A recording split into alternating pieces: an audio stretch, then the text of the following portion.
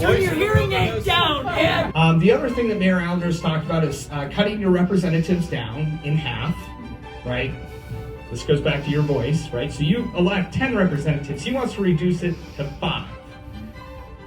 And it's being pushed by an organization by the name of National League of Cities. If anybody knows who they are financed by Open Society Initiative by a wonderful guy, and I say this facetiously, George Soros. Got it. What I would point out, so you go from paying $90,000, now you're going to be paying $90,000 plus $140,000, right? And so now you got this little figurehead we call a mayor. He does all the photo ops. But the guy behind the scenes, the city manager, that's the guy running your city, and you get no say over his job.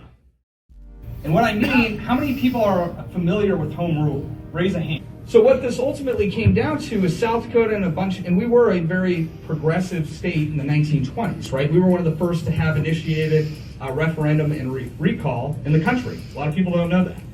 We were actually the first for an initiated measure. Oregon was number 2, and which is great. It does give the people a lot more power. And we came up with really radical and great ideas.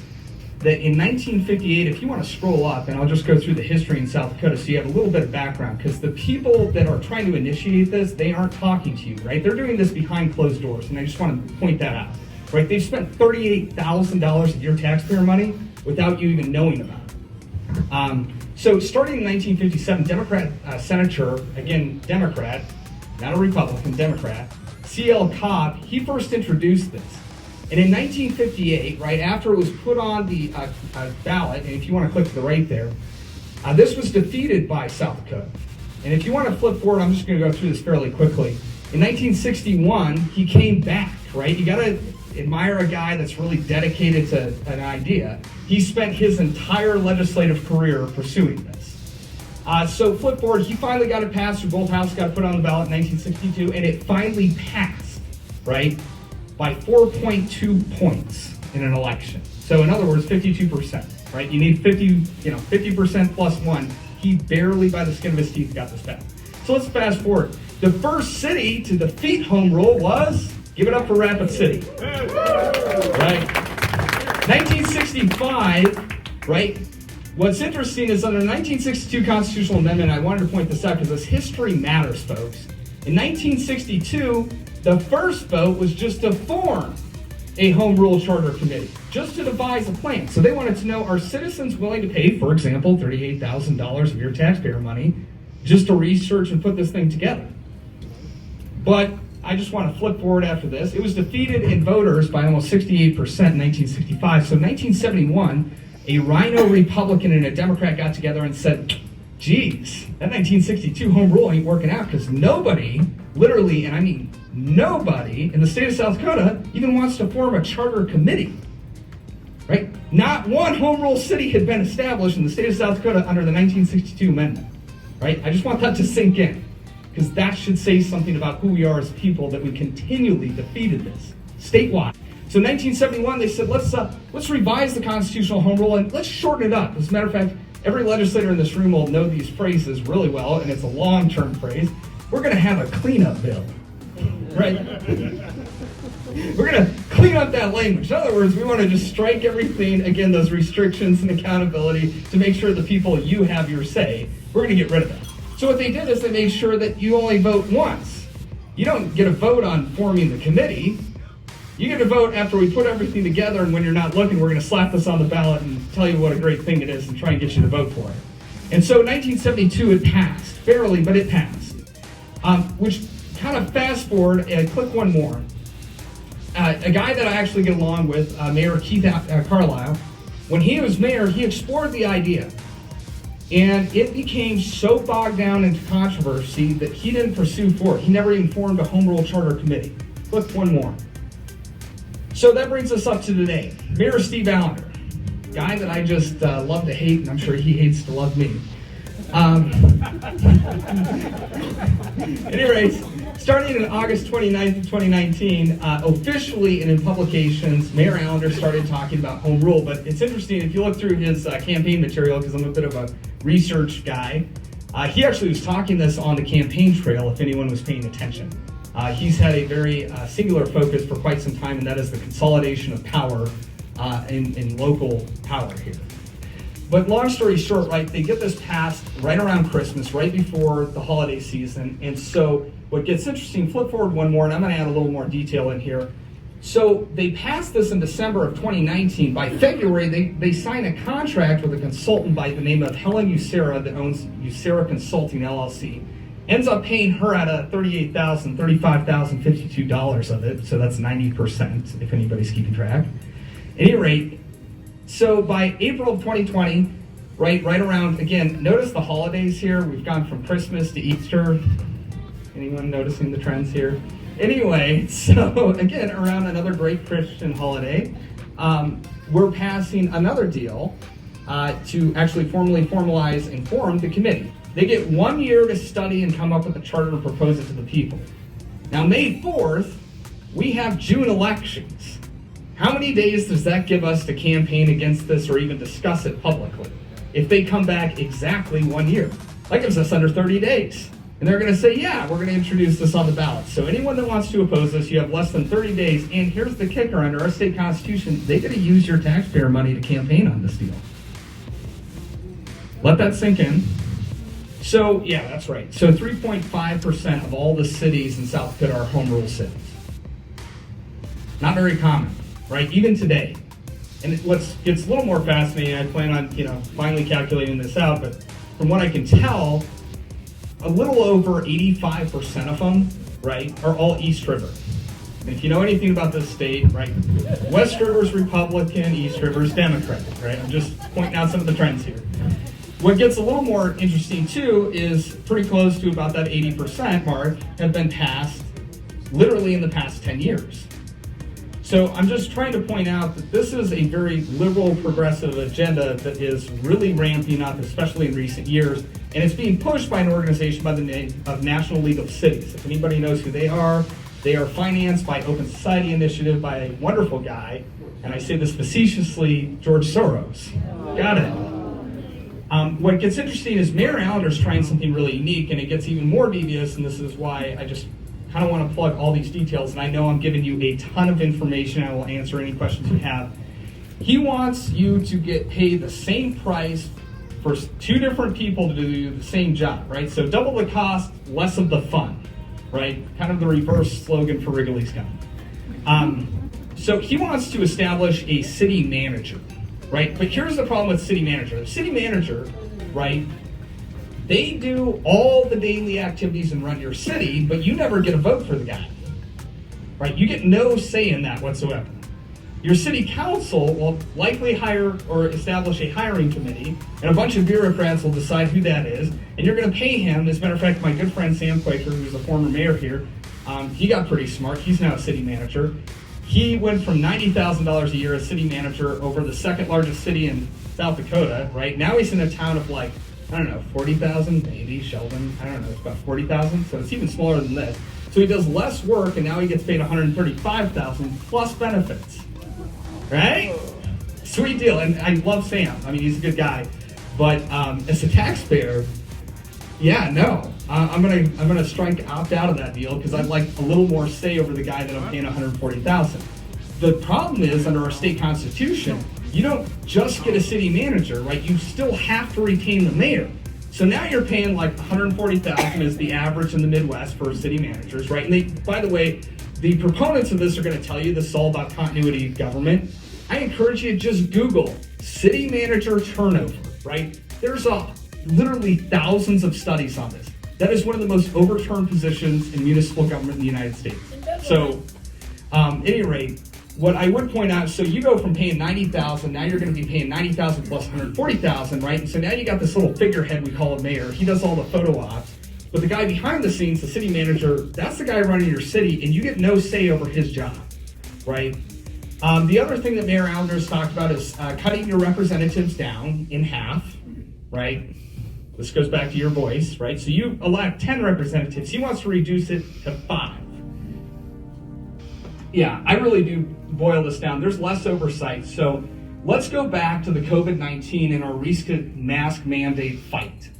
Everyone heard me at some point say you don't have the authority to do this. I mean, I rode that pony till it was bloody and dead, and I was dragging it across the, dais in front of all of them saying, please stop breaking the law. kind of reminded me of Liar Liar and Jim Carrey. So at any rate, what got me is the downside is they get this passed. Not only are there not 2 readings, they can reduce this down to 1. So the first time they pass it, game over, go home. It's over, right? That's home rule. They can do that all day long because there's no state law that strictly prohibits the activity. Because the difference between Dillon's rule and home rule, just to define this again for you, is under Dillon's rule, right, you can do everything that the state says you can do. Under home rule, you can do everything that the state doesn't strictly prohibit you from doing. Right? Big difference. Huge difference. Sort of this whole mask mandate, had this been home rule, right, we wouldn't be here today. We'd all be wearing masks right now. As a matter of fact, if I was a betting man, I bet we'd already be in a lockdown, and by 6:30 tonight, we better be in bed like good little children. So these are some of the dangers. The other problem is there's less accountability. When you start to reduce your representatives by half, the problem is I see all the time, I'm constantly fighting the machine. If you don't think there's a machine, I really encourage you to get more involved, volunteer on a campaign, see what happens behind the scenes, because there are concerted interests to take your voice away and make it easier for them to impose laws and rules upon you. So the problem is we cut down those representatives. I almost guarantee how that's going to be cut down. I mean, I can almost tell you the list of representatives we're going to lose on the city council. It's going to be John Roberts, Ron Weifenbach, Lance Lehman. Basically, go down the list of everyone I've ever elected on the city council, which is about 50% of the council right now. Go to the Rapid City Home Rule website, the one that your taxpayer dollars paid for $5,000, might I add. So, I mean, heck, you paid for it, might as well look at it. But they've said, great example of why home rule is needed is so they can make decisions faster. Take a wild guess what example they brought up on their website. And again, I encourage you to see it for your very own eyes. Boom! Somebody called it COVID. That's right. They said during a pandemic, if we had home rule, we could react faster. Yeah, anyone else feeling really warm and fuzzy about this time? It's kind of like a blazing fire that you want to rain down hellfire stones upon somebody? Yeah, I have that too. So at any rate, this is one of the reasons that I think we really need to be cautious and slow down on this. So if you don't mind flipping to the homepage real quick, I want to encourage all of you here, if you have an opportunity, go to peoplesrule.org, right? And again, it's peoples, plural, rule.org, all one word. And scroll down just a little bit. We have 3 options for you right away. If you'd like, we are going to need as many contributions as you can give. We appreciate every last dime, dollar.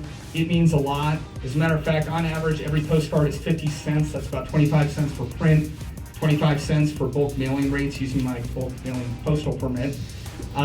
If you just want to stay in tune with what we're doing, the research we're digging up, like today I actually got a full copy of Helen Ucero's contract that I'm now going through, and we'll be writing a piece about how that worked, because that's kind of interesting. Just sign up for our Join Us newsletter right there. And on the left-hand side, if you don't have money and you want to stay informed but you want to get involved, please sign the left-hand side there. Please volunteer. We will absolutely get you to do something. Even if you have 30 minutes, right? I'll take it. If you've got an hour a week, I'll take it, right? I'm not a very, arrogant person and think, well, if you can only give me an hour. No.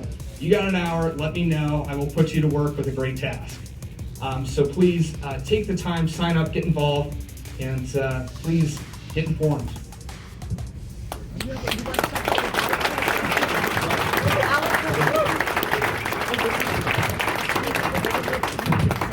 Thanks for the information. I have a question, please. I guess I don't really need a microphone.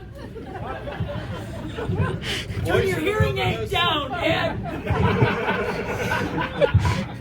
How many members of the committee that has been formed do not live in our city? Thank you, Treasurer of our Ballot Question Committee and also Representative Malale. No, it's a really valid point. So I really appreciate it. So I forgot to mention this consultant that we paid $35,000 to. So starting, that's right. I don't know, everybody, this is a great crowd. Everybody's already informed. Yeah, she moved to Abilene, Texas, and might I add $7,650 of that money that she got paid. She was already in Texas, but she was hired to be a facilitator here. I'm a consultant commonly. I would love to get whatever contract she had, which is why I'm finding this contract really fascinating, that you cannot even be here to do the job and somehow you're still getting government payments. That's an interesting interaction for me. The other thing is we have another member that lives in Blackhawk. As a matter of fact, I'd say lives about 1.2 miles from the mayor. Or I'm sorry, the mayor's second home, so I'm clear, right? Out at Single Tree Drive out in Piedmont, right? So they're, I don't know, notably if we were on farmland, right, we'd call each other neighbors. So there's been a bunch of people that formed this committee that don't even live in this city. So to say this is about home rule, as a matter of fact, if you don't mind scrolling down on the homepage, there's a couple of good points here.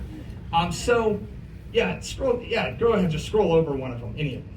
All right, so the cost, I've already pointed out the city managers, they're expensive. Like you're talking about $140,000 plus benefits, right? So you're looking at more like $200,000. Scroll over to the next one.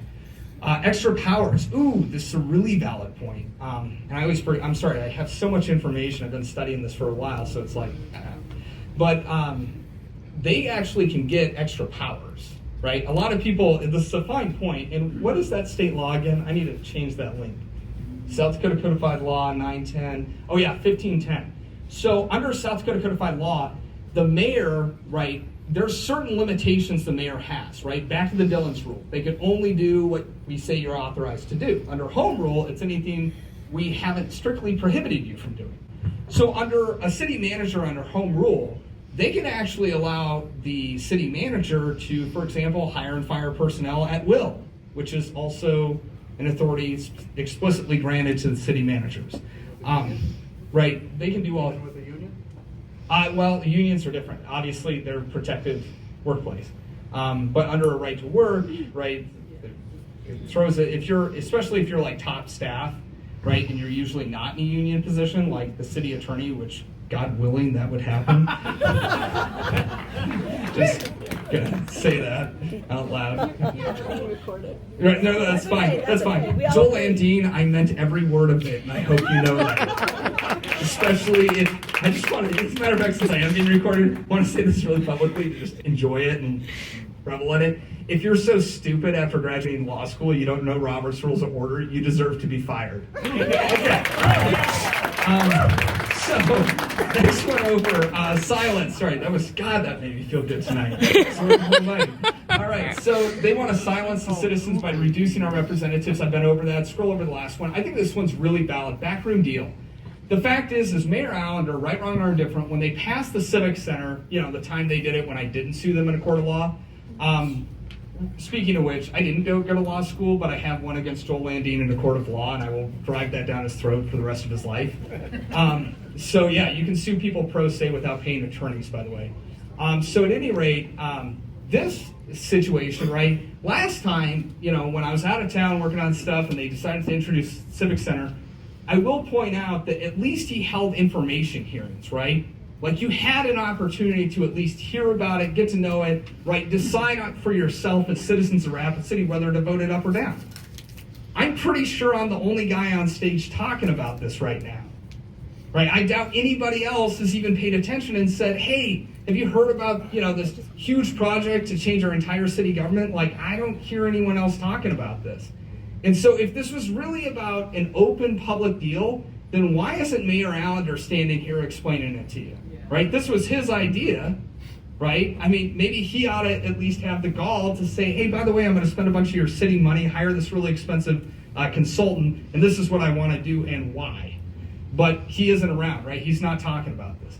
Next one over, Iron Fist. I think this is, and I just broke these down into little talking points, but it is true that like once you remove the oversight of your state, I'll give you a great example. How many people in here are gun owners? And I know you're packing. How many of you packing right now? All right. So great example. So in Sioux Falls, sorry, I'll try and wrap this up. You know how I get fired up. So if you were packing right now, in Sioux Falls, 2016, was it with Sue Peterson? 2016, 2018, right, the transportation, firearms, specifically magazines and ammo, remember that? So there's a state prohibition that a home rule city cannot institute firearm control. Let me reiterate that so you get the fine nuance here. They can't regulate firearms. How about a magazine clip? Yeah. How about the license to own ammo in a concealed way? Huh? Yeah? Yeah, you gotta love these liberals. So Sheriff Milbrand, over there in Sioux Falls, a lovely guy whose wife is actually a state representative. He actually got together with the mayor at the time and passed municipal rules under their home rule charter to regulate the transportation, storage, and concealment of magazines and ammo. Right? I know, yeah, you can't make this up. It's too good. So at any rate, Sue Peterson, Representative Sue Peterson, another one of our conservatives from Sioux Falls, comes forward with this bill, and I'll never forget it because I was currently working as National Association of Gun Rights lobbyist here, and also if you're a South Dakota Gun Owners member, thank you. You helped pay for my gas in my hotel room. But at any rate, she came forward and said, I want you to look at this and I want you to support this. And it was like literally a page and a half saying, no municipality shall regulate. And it had ammo, magazines, primers, gunpowder, right? I mean, it's a list of stuff. And I'm going, awesome. Representative Peterson, can you explain what the need for this bill is?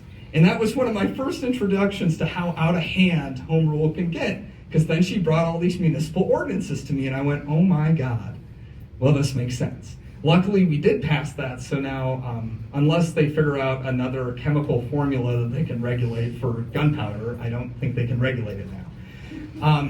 But these are the things that you need to watch out for home rule. And then the last thing that I'll just point is, again, this is, and as Tina brought up, this is really hypocritical. And I'll call out our city on this. To say this is about local control, that's hard for me. Yeah, if you mean local tyrannical control, sure, I would buy that. But the reality is our state constitution, our state laws, it is in the state's interest to make every city prosper as much as possible, right? But it is also our state representatives who take an oath to our state constitution, our U.S. Constitution, before they take office, to make sure that they don't violate our rights. And I would encourage you to look at all the cities that have passed home rule and just see all the various fun things that they've decided to do over the years. Thanks for your time.